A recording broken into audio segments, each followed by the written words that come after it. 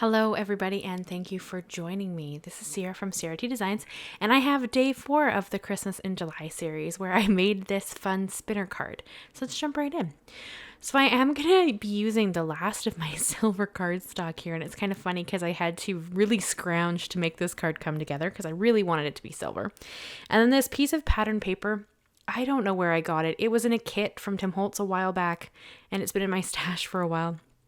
I'll try to find something that's similar to it because I don't think this piece is sold anymore, but if you have anything similar in your stash, that would work perfectly. And for this spinner to work, you need something that is the same on both sides. So hopefully that kind of makes sense. So I chose a snowflake because we're doing Christmas in July and because you guys know I love snowflakes. So I grabbed this snowflake from the Paper Snowflakes mini dies because they were still on my desk from the last cards that we did. And because I'm still trying to show you that you can use your supplies in multiple different ways. You own them, especially dies. They're super reusable. So I try to kind of create multiple cards with the same idea or the same products. And you saw me trim down my cardstock there in the beginning. I have an A2 base.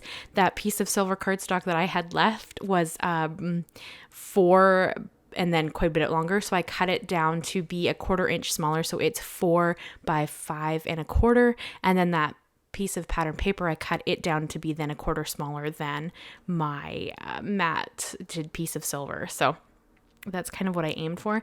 And then here, this is just me lining up my cardstock because I want to cut the circle in the same place of every piece of paper that I kind of have in my layers here. So I use some really low tack tape, which is what you saw me just adhere all my layers together with, because I want to run this through my die cutting machine several times to get this circle die where I want it. So I'm going to use 2 circle dies in this. And the first one you see here is bigger than my snowflake so that my snowflake can spin. And then I want to bring in the second circle die later because I want to create just a circle frame to kind of clean up the hole that we're going to cut into these multiple layers and just make it look a little more finished. So I ran it through the way I had it here. It's kind of all stuck together.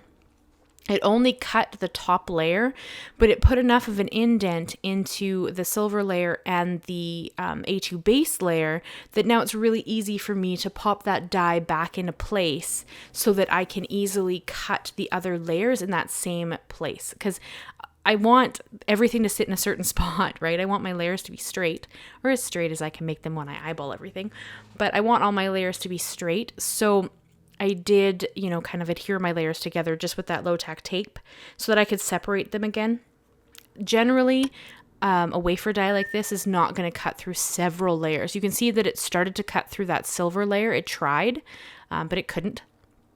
Not a big deal. I easily pop that circle right back into the same spot that I had it before, so I can just run it back through the die cutting machine again, and then now it's going to cut that circle out of the silver layer, and then I'll do that again for the card base so that every layer has their circle cut out in that exact same spot. So you can see there on the card base it's kind of embossed it, so I can easily just slide the die back into where it needs to be and run this back through my die cutting machine.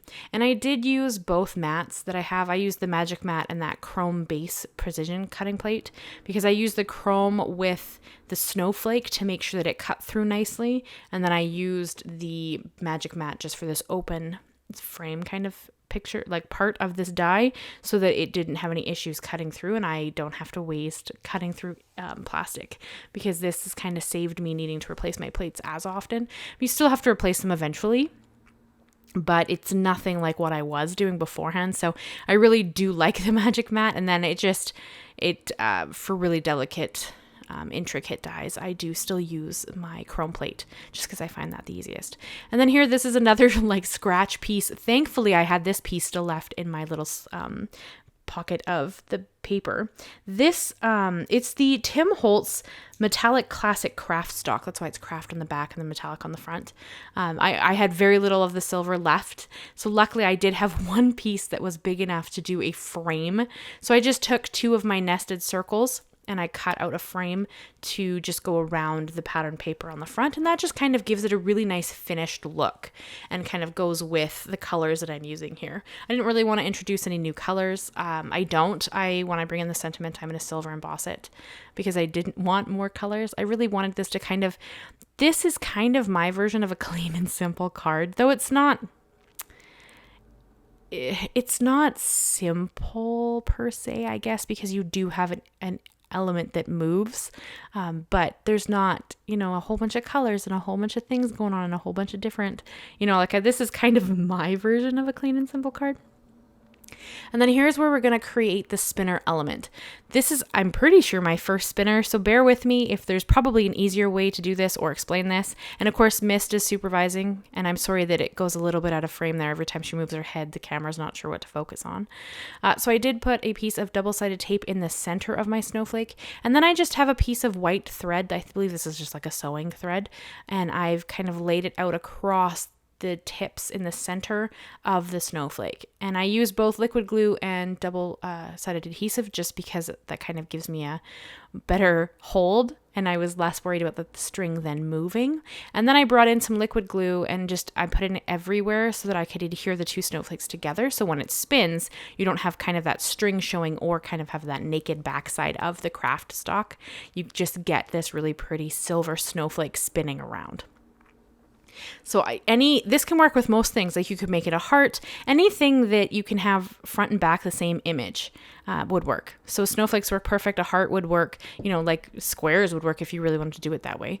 Circles would work. Like anything that's the same shape front and back would work perfectly for this. And of course, you guys know, if you've been with me for a hot minute, you know how much I love snowflakes. So any excuse to bust out snowflakes to do a fun card, I am there. So I'm going to adhere my two layers together. So this is the pattern paper layer and that silver matte cardstock or the silver metallic cardstock that I have there. And this is because I wasn't sure if I wanted to sandwich my spinning element between the pattern paper and the silver cardstock or the pattern paper and the base. So in the end, I decided to do it on the base layer just because then it would be closer to the hole, so I wouldn't have as much, like if it was going to catch. Again, there's probably easier ways to do this. This is just the way I did it. And it's maybe not the best way, but it worked out and it's super pretty. So I'm happy with it. I didn't get my snowflake perfectly centered. It doesn't matter. You're going to see that as we go along here. I'm just telling you that because you're going to see here where I put my double-sided tape down on a slight angle. Not a big deal. I make it work, but just be aware that I did do that. So it's not, you don't have to have it perfect to make this really pretty card work. It's just one of those things where I kind of just have to pivot a little bit as I go along and just kind of keep trying different things until I get it right. So I did get my strings adhered. I used, again, the double-sided tape and some liquid adhesive. The liquid adhesive just gives me a chance to kind of wobble or wiggle things around until I'm happy with how they're sitting. And then the double-sided tape, of course, is a very strong adhesive. So once I'm really happy with where my snowflake is, I do bring in more double-sided tape and sandwich it. Here I'm trying to cut that string off without moving the snowflake, which of course didn't work at all. So I end up just kind of lifting the snowflake up and then cutting the string just because I needed that string out of there because my layer is shorter than that, right? So when I bring in my layered cardstock, you would have been able to see that string popping out. So it does kind of come unstuck there for a second, but easily fixed. I just kind of laid that string right back where I wanted it to be. And this is where I'm going to sandwich it with that double-sided tape, creating a really strong hold on that piece of string. So though I kind of went through this a bit weird and did a couple of steps you probably don't need, I do think it turned out really cool in the end, and I'm pretty happy with it. So I just, it's a learning process. Every time I try new things, like I record it because I want you guys to see the mistakes, because at the end of the day, like nobody's perfect. Nobody gets everything the first time they make things. And I want you to know that, like, if you're struggling with something, you're not the only person. Like, I struggle through things all the time. You should see anytime I want to draw new stickers for my Etsy store. Like, it's a struggle. So I want you to see that, it doesn't have to be perfect to be beautiful. And generally, my cards aren't. So they aren't perfect. They are beautiful. They're not perfect is what I mean by that statement. But so if you're struggling or anything like that, like, I promise it's still going to be beautiful, and it doesn't matter if it's perfectly straight. Like my snowflake, you can't tell so much on the video because it's hanging there. But if you look at it in person, it is slightly off kilter, but that doesn't make the card any less pretty. So I love how this turned out. It is now kind of doing its little wobble. And then I decided I really wanted to have that pattern paper behind it. So I lined it up perfectly to where it needed to sit. And then I'm going to adhere it down so that it can stay with those lines kind of working through. You could have left it white. Nothing wrong with that. I mean, this circle was just sitting on my desk, so I figure why not use it? It's a very pretty pattern paper. And then that kind of just created that really interesting look on the inside and the outside. So when you open it, because like when you look at it now, it almost looks like the snowflake isn't just hanging there. So that was kind of a cool effect. And this stamp set is still on my desk. It was the Simon Says Stamp Joy to You and Yours stamp set. So it has that really nice, small Merry Christmas sentiment. So I stamped that out on that leftover piece of white cardstock that I cut off the card base. And I'm just going to silver emboss it so that I'm not introducing any new colors. I used the base cardstock because it's the exact same white I already have in the design. Hammermill is a slightly different white than the card base. Again, you can't really tell. It's just that I already had it, so why not use it? And then I brought in this really cute little label cutting die that kind of decals the edge a bit and kind of makes it look like you've ripped off a piece of washi tape or something. Super cute. It's out of a paper rose die that I own. It's the Polaroid frame die set, and it just kind of has this super cute little label die. It has a couple of them. And I just thought that would be a really fun way to kind of have this little sentiment be kind of minuscule and not super eye-catching, so that the thing that you notice is really that snowflake that's spinning around, not so much this little sentiment, but it is on the design. So it's still there saying, Merry Christmas. But I mean, there's no wrong way to do that. And it just kind of decals the edge and looks like you've ripped a piece of tape. And then sadly, I didn't center my die as well as I had hoped I had. So I do end up trimming a little bit of this off. You still get that cool deckled edge because it's only on the two edges, not on the top and the bottom. So you don't really lose anything there, but it kind of just made it so that my Merry Christmas was more centered in that little strip. And then I am going to pop it up with a little bit of thin 3D foam squares. You don't need to do this step unless you want to. I just like a little bit of added dimension, so I thought it'd be kind of a fun way to add a little dimension to this spinning card since everything else is all flat other than the layers. So I thought that was kind of fun. And I did bust out my T-square ruler for this just so I could try to get it on straight. Because the snowflake's already a little off kilter, so I was trying to get my sentiment straight. Not a big deal if you don't. Honestly, like sometimes making something a little cockeyed is kind of fun in a design, but on this one I was trying to keep the sentiment straight. And I think I got it centered below the snowflake, so hopefully it looks pretty good. I do kind of end up eyeballing a lot of things, so it's always kind of funny.